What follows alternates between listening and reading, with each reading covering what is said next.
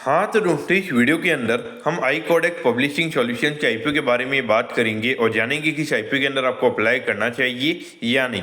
चलिए शुरू करते हैं। तो देखिए, सबसे पहले हम ये जानेंगे कि ये कंपनी क्या काम करती है। ये जो कंपनी है 2018 में कंपनी स्टार्ट हुई, यानी कि ऑलमोस्ट अगर हम बात करेंगे अराउंड 6 से 7 साल यहाँ पे कंपनी को स्टार्ट हुए हो चुके हैं। अब अगर हम यहाँ पे कंपनी के अगर हम बिजनेस के बारे में अगर हम बात करेंगे तो देखिए, जो भी यहाँ पे स्कॉलरली पब्लिशिंग के रिगार्डिंग जो भी यहाँ पे जो सॉफ्टवेयर जो प्रोडक्ट्स होते हैं वो ये कंपनी यहाँ पे बनाती हुई नजर आती है। और जो अभी यहाँ पे अगर हम पब्लिशिंग के बारे में अगर हम बात करेंगे तो देखिए, जितने भी यहाँ पे जो रिसर्च पेपर्स वगैरह और जो भी एकेडमिक के जितने भी आर्टिकल्स वगैरह होते हैं उनको यहाँ पे पब्लिश करने के रिगार्डिंग जो भी यहाँ पे सॉफ्टवेयर यूज किए जाते हैं तो वो मेनली हम यहाँ पे ये कंपनी बनाती हुई नजर आती है। अब करंटली अगर हम यहाँ पे कंपनी के टोटल नंबर ऑफ एम्प्लॉइज की अगर हम बात करेंगे, लगभग 116 एम्प्लॉइज हमें यहाँ पे कंपनी के अंदर काम करते हुए नजर आते हैं। तो वो कहने की अगर हम देखेंगे तो यहाँ पे जो कंपनी का एम्प्लॉय काउंट है वो हमें यहाँ पे थोड़ा यहाँ पे काफी बड़ा यहाँ पे नजर आता है। क्योंकि जिस तरीके से अगर हम बिजनेस मॉडल वाइज अगर हम बात करेंगे तो बिजनेस मॉडल को देख के कोई इतना बड़ा बिजनेस हमें यहाँ पे नजर नहीं आता, लेकिन कहीं कि अगर हम कंपनी के एम्प्लॉय काउंट की अगर हम बात करेंगे तो वो इंडिकेट करता है कि कहीं कि यहाँ पे थोड़े एक बड़े लेवल की कंपनी में यहाँ पे ये नजर आती है।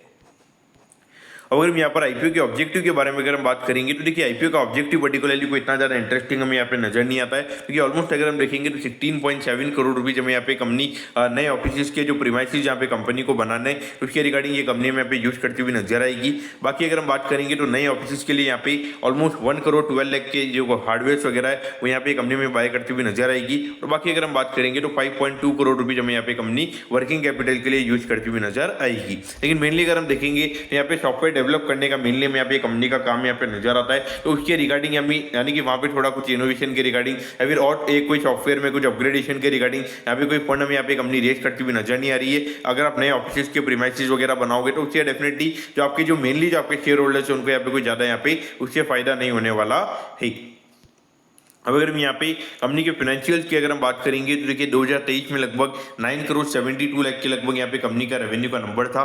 फिर ये नंबर में ऑलमोस्ट लगभग 10 करोड़ 99 लाख के लगभग हमें यहाँ पे नंबर बढ़ता हुआ नजर आया था। यानी कि हार्डली 10 से 12% के लगभग का ग्रोथ का नंबर में यहाँ पे नजर आता है। और उसके बाद अगर हम देखेंगे एकदम से जब कंपनी का आईपीओ आ रहा है तो वहाँ पे ऑलमोस्ट जो हार्डली लगभग 11 करोड़ के लगभग का जो रेवेन्यू का नंबर था वो सीधा में यहाँ पे 22 करोड़ के लगभग यहाँ पे होता हुआ नजर आया है। तो कहीं कि अगर हम देखेंगे तो यहाँ पे जो कंपनी की अगर हम प्रॉफिट रेवेन्यू वाइज अगर हम बात करेंगे तो कहीं ना कहीं जो इतना ज्यादा एकदम से जो ग्रोथ देखने को मिला है वो कहीं ना कहीं मेरे हिसाब से डेफिनेटली यहाँ पर आपको इसको कॉशियस वे में देखना चाहिए। अब अगर हम प्रॉफिटेबिलिटी की बात करेंगे तो ऑलमोस्ट यहाँ पे 1 करोड़ 81 लाख से ये नंबर में सीधा 8 करोड़ 96 लाख के लगभग यहाँ पे ये नंबर में यहाँ पे होता हुआ नजर आया है। क्योंकि मुझे लगता है कि बिल्कुल भी यहाँ पे ये पॉसिबल मुझे यहाँ पे करंटली यहाँ पे नजर नहीं आता है। क्योंकि ऑलमोस्ट अगर आप देखोगे अगर 22 करोड़ का अगर ये कंपनी का रेवेन्यू का नंबर है, अगर 116 एम्प्लॉइज यहाँ पे कंपनी के अंदर काम करते हैं और उसके अलावा यहाँ पे जो कंपनी के ऑफिस के एक्सपेंसिस वगैरह होंगे तो उसके बाद में यानी कि ऑलमोस्ट अगर आप देखोगे अराउंड 35 से 40% का नेट प्रॉफिट मार्जिन करना कहीं कि मेरे हिसाब से देखा जाए तो ये काफ़ी ज़्यादा डिफिकल्ट है। और इसको लॉन्ग टर्म में मेंटेन करना तो मेरे हिसाब से काफ़ी ज़्यादा मुश्किल यहाँ पे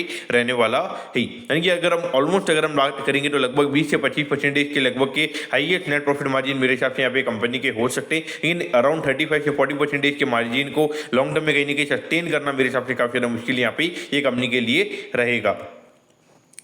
अब अगर हम आईपीओ की डिटेल्स के बारे में अगर हम बात करेंगे तो देखिए, यहाँ पे अराउंड 11 तारीख को ये आईपीओ में स्टार्ट होता हुआ नजर आएगा और 13 तारीख को ये आईपीओ में क्लोज होता हुआ नजर आएगा।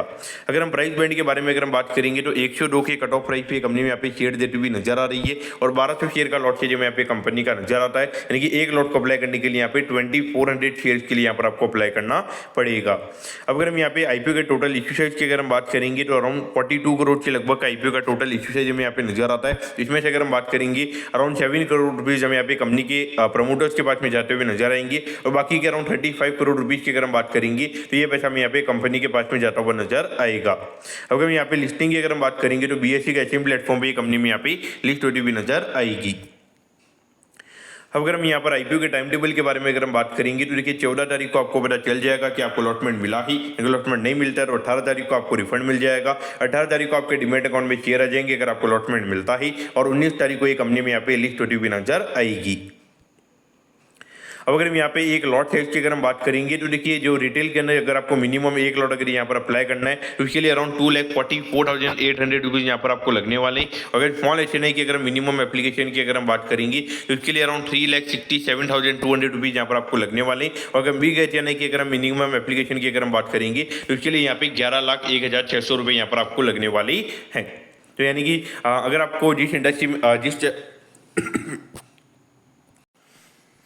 आपको जिस कैटेगरी में यहाँ पर एप्लीकेशन लगानी है तो उसके हिसाब से कितना अमाउंट आपको यहाँ पे रिक्वायर्ड रहेगा तो वो आप यहाँ पे नोट कर सकते हैं।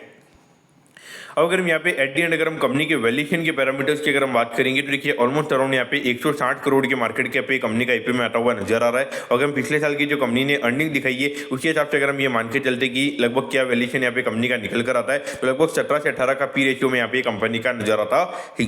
लेकिन देखिए अगर हम ये मान के चलते कि अराउंड यहाँ पे ये अभी जो कंपनी का नंबर है अगर वो एकदम से अराउंड 25-30% से अगर हमें यहाँ पे गिरता हुआ नजर आता है तो उसके बाद अगर हम बात करेंगे तो ऑलमोस्ट यहाँ पे 22 से 23 के लगभग हमें यहाँ पे ये कंपनी का पी रेशियो यहाँ पे होता हुआ नजर आएगा। तो इस पॉइंट से अगर हम देखेंगे तो मुझे पर्टिकुलरली यहाँ पे कंपनी के नंबर देख के मुझे बिल्कुल भी यहाँ पे ट्रस्ट नहीं होता है। और इसके अलावा अगर हम यहाँ पे कंपनी के बिजनेस मॉडल की भी अगर हम बात करेंगे यानी कि जो नॉर्मली जो पब्लिशिंग के रिगार्डिंग जो यहाँ पे सॉफ्टवेयर डेवलप करने का ये कंपनी काम करती है तो मुझे नहीं लगता कि कोई ज़्यादा इतना कुछ एक्स्ट्रा ऑर्डिनरी पर्टिकुलरली ये प्रोडक्ट में रहेगा। उस पॉइंट से देखा जाए तो मेरे हिसाब से ये आईपीओ को टोटली अवॉइड करना ही सही रहेगा। मैं 100% आईपीओ को अवॉइड ही करने वाला हूँ। मेरा रिकमेंडेशन भी यहाँ पर आप लोगों के लिए यही रहने वाला है। दोस्तों मैं कहता हूँ कि यहाँ पे iCodex पब्लिशिंग सॉल्यूशन के आईपीओ के बारे में आपको सब कुछ समझ में आ गया होगा। अगर आपकी कोई भी क्वेरी से आप कमेंट कीजिए, मैं जरूर आपके कमेंट पर रिप्लाई करूँगा। ओके दोस्तों, thank you, have a nice day.